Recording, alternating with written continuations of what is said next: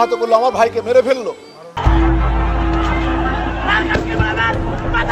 খুলনায় শিক্ষার্থীদের সাথে সংঘর্ষে সুমন নামের এক পুলিশ সদস্য নিহত হয়েছেন। শুক্রবার বিকেলের দিকে নগরীর গল্লামারী মোড়ে তিনি মারপিটের শিকার হয়ে মারা যান।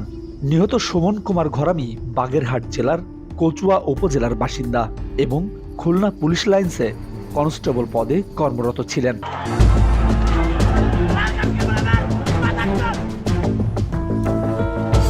খুলনা মেট্রোপলিটন পুলিশের কেএমপি কমিশনার মোহাম্মদ মোজাম্মেল হক সংবাদ মাধ্যমকে এ তথ্য নিশ্চিত করে বলেন, সংঘর্ষে আমাদের ২০ থেকে ২৫ জন গুরুতর আহত হয়েছেন এবং পুলিশ লাইন্সের কনস্টেবল সুমন নিহত হয়েছেন। পুলিশ সর্বোচ্চ ধৈর্যের পরিচয় দিয়েছে, অথচ আমার এক ভাইকে পিটিয়ে মেরে ফেলা হলো। সদস্যকে নির্মমভাবে আহত করলো, আমার ভাইকে মেরে ফেললো এবং মারণাস্ত্র সহ তারা আক্রমণ করলো।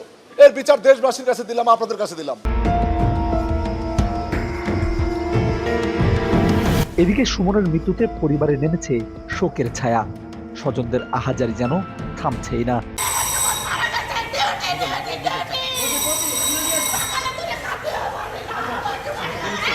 জানা গেছে, শুক্রবার জুম্মার নামাজের পর বিকেল 3:15টার দিকে শিক্ষার্থীদের একটি মিছিল নগরীর গল্লামারী এলাকায় পৌঁছালে সংঘর্ষের সূত্রপাত হয়। পরে সন্ধ্যায় সংঘর্ষ চলাকালে পুলিশ কনস্টেবল সুমনকে বেধড়ক মারধর করেন আন্দোলনকারীরা। এ সময় আহত অবস্থায় তাকে খুলনা সিটি মেডিকেল কলেজ হাসপাতালে নিয়ে গেলে সেখানকার কর্তব্যরত চিকিৎসক সুমনকে মৃত ঘোষণা করেন।